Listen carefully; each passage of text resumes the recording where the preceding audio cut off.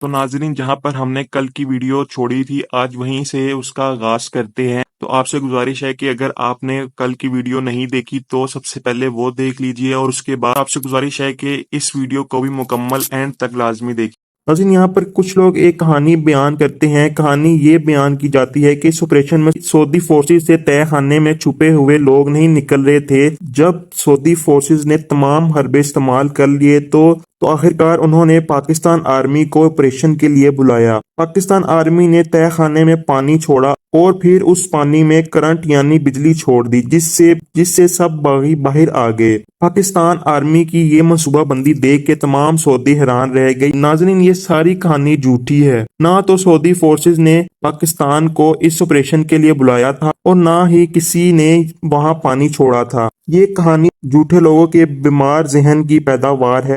4 دسمبر 1969 کو مسجد حرم اور خانہ کعبہ کو سعودی گورنمنٹ نے کلیئر قرار دیا۔ اس آپریشن میں سعودی فورسز کے 126 جوان شہید اور 450 زخمی ہوئے، جبکہ 117 باغی ہلاک اور 100 سے زیادہ گرفتار کیے گئے۔ گرفتار ہونے والوں میں جہمان بھی شامل تھا۔ ان سب پہ قاضی کی عدالت میں مقدمہ چلا اور آخرکار ان میں سے 63 افراد کو موت کی سزا سنائی گئی۔ 9 جنوری 1980 کو سعودی عرب کے 8 شہروں میں ان 63 ظالموں کے سر قلم کر دیے گئے۔ باقی بچ جانے والے قیدیوں میں سے کچھ کو کم عمر ہونے کی وجہ سے رہا کر دیا گیا اور کچھ کو شک کے فائدے دے کر چھوڑ دیا گیا، جبکہ کچھ کو عمر قید بھی ملی۔ ناظرین، اب سوال یہ رہا کہ یہ باغی کون تھے اور یہ سازش کیوں وجود میں آئی؟ ناظرین، اس ساری سازش کے پیچھے کس کا ہاتھ تھا؟ کس نے باغیوں کو اسلحہ، اتنی ٹریننگ اور اتنا پیسہ دیا تھا، اور اس سازش کا مقصد آخر تھا کیا؟ ان تمام سوالوں پر 1995 تک پردہ پڑا رہا، لیکن 1995 میں فائنل آپریشن میں حصہ لینے والے اور جہیمان سے انویسٹیگیشن کرنے والے کیپٹن ریٹائرڈ ابو سلطان کی ایک کتاب پبلش ہو کے مارکیٹ میں آئی، جس پر پہلے ہفتے ہی پابندی لگا دی گئی۔ کتاب کا نام تھا میں نے دیکھا۔ اس کتاب کے اب صرف اقتباسات ملتے ہیں۔ اس کتاب میں اس نے تمام رازوں سے پردہ اٹھایا ہے۔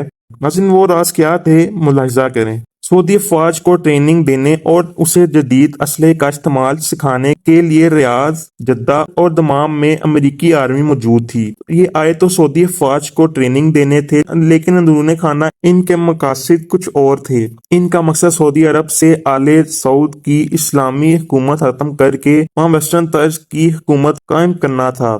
ریاض میں قائم امریکی سفارت خانے کو امریکہ کی طرف سے کھلا ہاتھ ملا ہوا تھا کہ وہ سعودیہ کی اسلامی حکومت توڑنے کے لیے وہ سب کچھ کریں جو ضروری ہے۔ اس لیے امریکی سفارت خانہ CIA کے ایجنٹوں کو مکمل سپورٹ فراہم کر رہا تھا۔ جہیمان کی شکل میں امریکہ کو ایک کمانڈر مل گیا تھا۔ اب ایک ایسے شخص کی ضرورت تھی جو امام مہدی کا کردار ادا کر سکے۔ کتابوں میں امام مہدی کی یہ نشانی بیان کی گئی ہے کہ ان کے ایک رخسار پر سرخ نشان ہوگا۔ یہ کردار ڈھونڈنے کے لیے انہیں زیادہ محنت نہیں کرنی پڑی اور محمد عبداللہ کی شکل میں انہیں یہ کردار بھی مل گیا۔ ناظرین، یاد رہے کہ محمد عبداللہ کے الٹے گال پہ پیدائشی ایک ہلکا سرخ نشان تھا۔ یورپی میڈیا نے اس واقعے سے پہلے امام مہدی کی آمد کے حوالے سے مسلمانوں کے نظریات پر مشتمل کئی ایک ڈاکیومنٹریز نشر کیں۔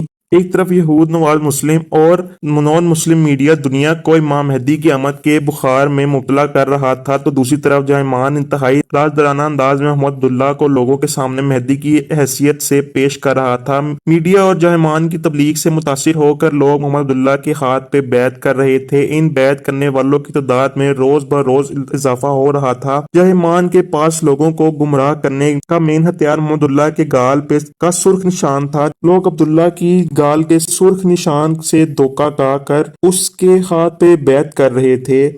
ناظرین، حدیث شریف میں ہے کہ امام مہدی یہودیوں سے لڑیں گے۔ اس حدیث کو بیس بنا کے جہیمان اور عبداللہ نے اپنے ماننے والوں کو کہا کہ عنقریب ہماری یہودیوں سے لڑائی ہوگی، اس کے لیے تیاری کریں، یعنی اسلحے کو چلانا سیکھیں، اور اپنے فالوورز اس کی تعلیمات حاصل کرنے پہ آمادہ ہو گئے۔ عبداللہ کے ان پیروکاروں کو اسرائیلی کمانڈرز نے انتہائی جدید اور سخت قسم کی تعلیمات سکھائیں۔ تعلیمات کے بعد اس کے پیروکار دنیا کے کسی بھی جدید فوج کا مقابلہ کر سکتے تھے۔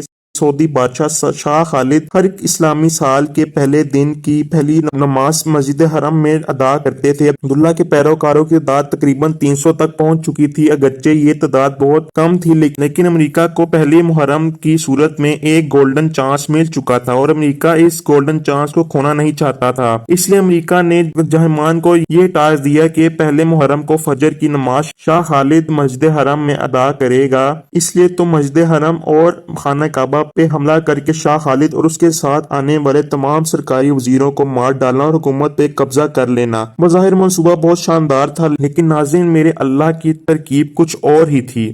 رات سونے سے پہلے شاہ خالد نے اپنے اے ڈی سی سیکرٹری سے اگلے دن کا پروگرام پوچھا تو اے ڈی سی نے کہا کہ جناب کل نئے اسلامی سال کی پہلی تاریخ ہے اور کل کی نماز فجر آپ نے مسجد حرم میں امام کعبہ کے پیچھے ادا کرنی ہے۔ شاہ خالد جو ریاض میں تھے انہوں نے اپنے اے ڈی سی سے کہا کہ ٹھیک ہے تم مجھے اذان سے پہلے اٹھا دینا، میں جہاز کے ذریعے مکہ جا کے نماز ادا کر لوں گا۔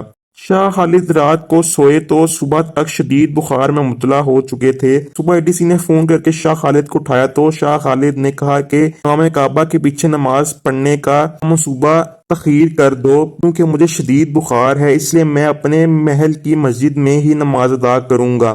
شاہ خالد سمیت کوئی بھی حکومتی اہلکار نماز میں نہ آیا اور امریکہ کی پلاننگ پہ میرے اللہ نے پانی پھیر دیا۔ قیدیوں نے دوران تفتیش تمام راز کھول کے رکھ دیے۔ ناظرین یہ تھی کافروں کی منصوبہ بندی اور دوسری طرف ہمارا اللہ تعالیٰ سوچ رہا تھا۔ بے شک ہمارا اللہ بہترین جاننے والا اور سوچنے والا ہے اور بہترین منصوبہ بندی بنانے والا ہے۔ یہ وہ من گھڑت کہانیاں بھی بنائی جاتی ہیں کہ پاک فوج نے یہ کام کیا تھا، ایسا ہو بھی سکتا ہے لیکن ایسا نہیں ہے، کیونکہ اگر ایسا ہوتا تو کسی نہ کسی کو تو خبر ہونی تھی اور یہ بات پوری دنیا میں لیک ہو جانی تھی کہ پاک فوج نے خانہ کعبہ سے قبضہ چھڑوایا۔ حالانکہ ہم بہت سی جگہوں پہ یہی سنتے آ رہے ہیں کہ خانہ کعبہ سے پاک فوج نے قبضہ چھڑوایا، لیکن اس بات میں کیا حقیقت ہے اور کیا نہیں یہ میں نے آپ کو سامنے کھول کر رکھ دی۔ آپ لوگوں کا فیصلہ ہے کہ آپ لوگ کس چیز پر انتخاب کرتے ہیں کہ پاک فوج کا اس میں ایک اقدام تھا یا پاک فوج کا اس میں اقدام نہیں تھا، بلکہ من گھڑت کہانیاں بنائی جاتی ہیں۔ ناظرین میرے پاس اس واقعے کے متعلق جتنی معلومات تھی میں نے اس ویڈیو میں آپ سے فراہم کرنے کی اپنی پوری کوشش کی ہے۔ آگے اس میں کیا حقیقت ہے یہ اللہ تعالیٰ جانے اور اس وقت کے شاہ خالد اور ضیاء الحق جانے، اور یہ دونوں ہی اس دنیا فانی سے کوچ کر چکے ہیں تو ہمارے پاس اس بات کا جواب نہیں موجود، اس لیے ہم اس بات کا اللہ پر ان پر چھوڑتے ہیں کہ اللہ تعالیٰ ہی جانے اس بات میں کتنی حقیقت تھی اور کتنی نہیں۔